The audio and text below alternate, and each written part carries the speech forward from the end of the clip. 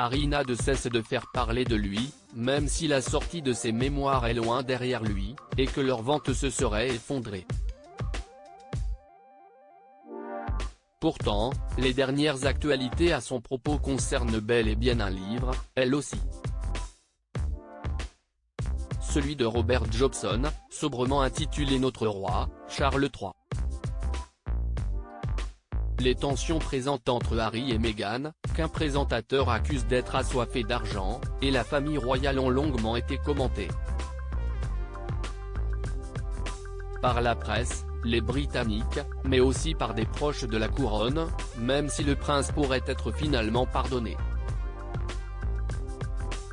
D'après l'auteur, qui s'est confié dans son livre, certains se seraient même permis de se moquer ouvertement d'Harry, en le traitant d'otage de Meghan Markle. Il y a eu un moment où les responsables ont plaisanté sur le fait qu'Harry était victime du syndrome de Stockholm et qu'il était l'otage de Meghan, mais maintenant, la plupart ont juste l'impression qu'Harry a tourné le dos à tout ce qu'il a connu, a rapporté Robert Jobson.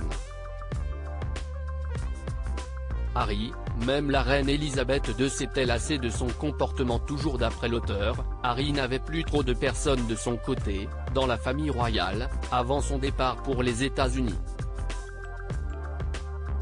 Pas même la reine, qui pourtant lui apportait un profond amour depuis toujours.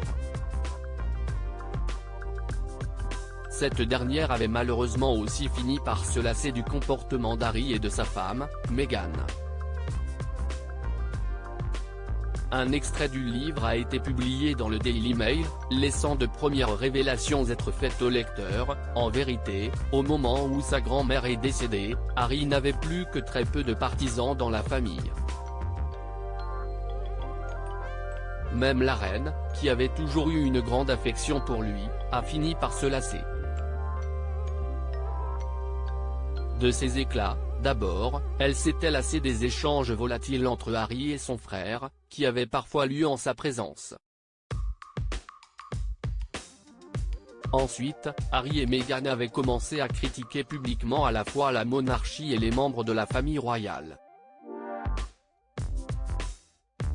À ce moment-là, la reine a été franchement mystifiée par le comportement du couple, le décrivant comme assez fou.